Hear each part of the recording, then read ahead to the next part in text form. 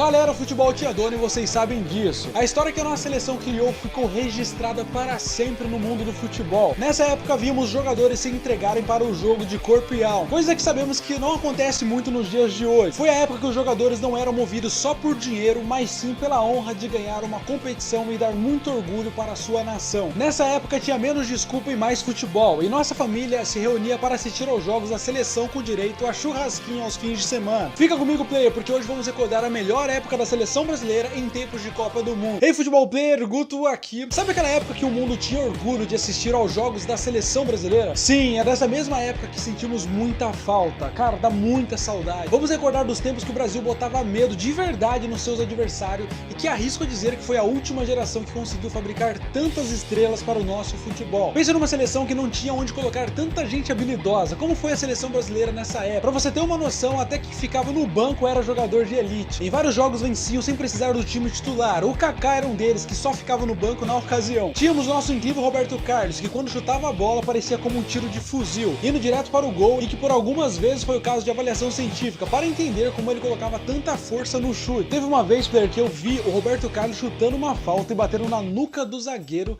e o zagueiro desmaiou. Lendas como Garrincha, Zico e, claro, o Rei Pelé foram os pilares indiscutíveis para a identidade do futebol brasileiro. Foram eles que abriram o caminho para a nova geração de ouro que estava por vir e que resultou na seleção mais respeitada do mundo. Do Rei Pelé ao fenômeno Ronaldo existe uma diferença de 24 anos. A Copa do Mundo de 1994 foi o ponto de partida para a nova seleção brasileira. Foi neste ano que levantaram o troféu da quarta Copa do Mundo do Brasil, liderada por Romário, Bebeto e Dunga. E recentemente, eu estava numa entrevista junto com o Dunga, hein? Novidade no canal, hein? Nessa mesma equipe víamos o fenômeno Ronaldo com seus 17 anos ser convocado para o seu primeiro Mundial. Porém, por alguns motivos maiores, ele não conseguiu jogar e isso vem acontecendo até hoje. Não quiseram que o outro jogador se igualasse ao Pelé, que disputou sua primeira Copa do Mundo aos 17 anos de idade. Apesar de não ter jogado, Ronaldo fez parte da vitória do Brasil naquele ano, mesmo estando no banco de reserva. Pouco tempo depois, o Ronaldo já era campeão da Copa América em 1997 e acabou dando o recado para a geração de Bebeto, Dunga e Romário, que logo ficariam para trás. Apenas Dunga ficaria como capitão da seleção até o Mundial de 1998. Nessa época, os nomes que tomavam o Brasil e ganharam força no futebol eram de Rivaldo, Ronaldo, Cafu e Roberto Carlos. Era a seleção perfeita no momento perfeito para o futebol perfeito. O Brasil na ocasião era o time favorito para ganhar o Mundial de 1998. O Ronaldo estava atuando com o seu melhor desempenho, lembrando que o Ronaldo não tinha sofrido nenhuma lesão que vinha a sofrer anos mais tarde. Era exatamente nessa época que o Brasil botava medo em todos os seus adversários. Um fato curioso é o medo que o zagueiro italiano Fábio Cannavaro tinha quando jogou com o Ronaldo. Ele mesmo falou isso em uma entrevista em 2006. Abre aspas. Recordo que o fenômeno Ronaldo foi o único que causou medo em mim. Na primeira vez que joguei contra ele foi um amistoso entre Brasil e Itália. Lembro que até de estar ao mesmo lugar dele a gente já ficava com medo. No jogo ele era muito rápido e habilidoso, muito difícil de marcar. Fecha aspas. O Brasil que muitos de nós sentimos saudade já estava tomando forma e mostrando muito potencial, mas infelizmente o Mundial de 1998 não seria nosso. Vamos lembrar também do momento chocante que o fenômeno Ronaldo passou na noite antes da final, quando ele teve algumas convulsões em seu quarto. A causa disso é um mistério até nos dias de hoje. Existem muitas teorias, player, mas isso eu não vou comentar aqui, pelo menos não nesse vídeo. Na final do jogo contra a França, aquela de Zidane, a seleção inteira ainda estava em estado de choque pelo que tinha acontecido com o Ronaldo na noite anterior, resultando então em um jogo horrível para o Brasil, que teria que resgatar a sua força novamente em outra ocasião. Todos estávamos conscientes da seleção monstruosa que estava se formando no Brasil, e no ano de 99 vimos o Brasil com Roberto Carlos, Zé Roberto, Cafu, Rivaldo, Ronaldo e outras estrelas darem certo. Agora, um acontecimento muito especial na Copa América deste ano foi a estreia do menino que mudaria o futebol para sempre, e em todo o mundo. Sim, um menino magrelinho e sempre sorridente, com muita vontade de jogar futebol, estava ingressando na seleção brasileira. Ronaldinho Gaúcho, vulgo o Bruxo, fez história na sua primeira Copa do Mundo, deixando muita gente de boca aberta. Rivaldo e Ronaldo eram as estrelas do momento, só que o Ronaldinho seria a nova sensação do futebol por muitas gerações, e não é à toa que a gente vê o povo aclamando ele até hoje. Nasceu então o primeiro trio de atacantes formado por 3 R's, sendo Rivaldo, Ronaldo e Ronaldinho. O primeiro gol de Ronaldinho na Copa América de 99 foi comemorado por ele como algo muito especial. Ele comemorou com o coração, se apavorou, se emocionou e se divertiu muito com a situação. Essa literalmente era uma época que o Brasil dava medo em qualquer um e colocava muito respeito em campo. Chegando em 2002, o ano que ficou para a história da seleção brasileira, começaram a aparecer novos rostos no futebol. O Kaká foi uma das estrelas da ocasião apresentada como titular, que levou o Brasil a ganhar quase todos os jogos da temporada. O trio de Rivaldo, Ronaldo e Ronaldinho se mostrava cada vez mais forte, cada vez mais ousado contra seus adversários. Os três, sem exceção, marcaram gols que ficaram para a história do futebol. Nessa mesma temporada, Roberto Carlos marcou um golaço, soltando uma bomba na hora de bater a falta, com aquela força que a gente sabe que ele tinha. E na ocasião, o Brasil estava literalmente completo. Cada jogador estava exatamente onde deveria estar, com uma equipe de mutantes em campo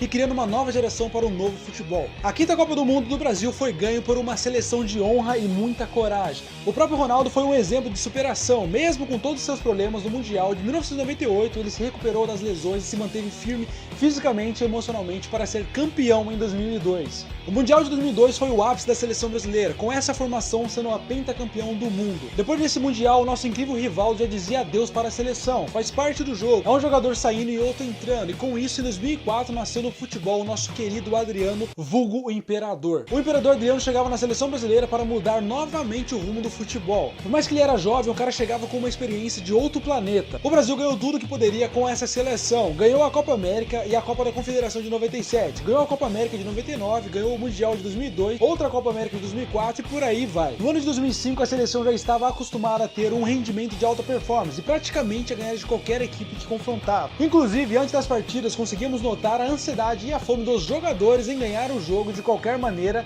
e contra qualquer seleção. Foi nessa temporada que começamos a ver o Brasil, aquele monstro indomável, aquela seleção que dava medo em todos os seus adversários, se desfazer aos poucos. Também reforçavam a seleção brasileira com o Juninho Pernambucano, um atirador de primeira, sendo agora do time titular. O Brasil nessa época tinha tantas estrelas na seleção que de alguma maneira ele nunca conseguia ser o titular do Brasil. Pra você ter uma ideia, ele ficou no banco por 7 anos, jogando poucos jogos como substituto para conseguir essa vaga como titular. Agora vamos entender o porquê o Brasil deixou de ser a maior seleção de todos os tempos. Mesmo ganhando o Mundial com a seleção brasileira e outras ligas como a Champions League e também algumas bolas de ouro, os jogadores da seleção por algum motivo já não eram mais os mesmos. Eles entraram num clima muito pesado com festas, mulheres e bebidas, influenciando diretamente em seus rendimentos e nos jogadores que eram novos na seleção, como o Adriano e o Robinho. No Mundial da Alemanha podemos comprovar isso, os principais jogadores tiveram um desempenho muito abaixo do normal esperado por todos nós. Não cumpriam a rotina de treinos e preferiam gastar a maior parte do tempo em baladas com mulheres com vícios adquiridos ao longo dos anos. Apesar de chegarem às quartas de finais desse Mundial, viviam cansados e com um desempenho abaixo do normal. O próprio presidente da Confederação Brasileira deu uma declaração na época que falava que o Brasil perdeu esse Mundial da Alemanha por burrice dos jogadores, revelando a todos que os jogadores tinham se envolvidos com coisas erradas e que estavam sem condições de atuar em campo como atuaram em outras temporadas. Depois dessa fase, vimos a seleção brasileira se despedir da Copa do Mundo e também dos seus maiores jogadores, sendo a última Copa do Ronaldo, do Roberto Carlos e do Cafu. Esse também seria infelizmente o último Mundial do Adriano, que caiu em uma grande depressão depois do falecimento do seu pai. Todos nós esperávamos que o Adriano fosse assumir o lugar do Ronaldo, porém isso não aconteceu e o Imperador Adriano passou a viver nas favelas do Rio de Janeiro. O Robinho, que era para ser o próximo Pelé, passou a ser uma farsa para o futebol, deixando de entregar o que ele se comprometeu a fazer e se envolvendo em outros escândalos que comprometeram a sua carreira. Por outro lado, o Ronaldinho Gaúcho tentou disputar a Copa do Mundo de 2010, com boa vontade sendo convocado por Dunga, mas sua condição física devido a todo esse consumo exagerado de outras coisas que eu não posso falar aqui, não conseguiu entregar o desempenho que a seleção precisava. E o que era para ser alguma coisa como retomada ali à seleção brasileira foi literalmente a sua despedida. E infelizmente aquela seleção brasileira que todos temiam quando se enfrentavam e era respeitado pelo mundo desapareceu. A nova geração que prometia retornar com a seleção ao pódio, construindo uma nova narrativa e com uma nova perspectiva de novos jogadores, foi um verdadeiro desastre se comparado à seleção de Rivaldo, Ronaldo, Cafu, Ronaldinho e Roberto Carlos. E o resultado disso, player, foi o 7-1 contra a Alemanha, o desinteresse da nova geração pelo futebol e a falta de capacidade para seguir no legado deixado por esses grandes jogadores. Quem sabe um dia dá certo, né, player? Eu agradeço muito por ter assistido aos jogos dessas lendas e de verdade queria muito que a nossa seleção tivesse como estruturar novamente o nosso time nacional,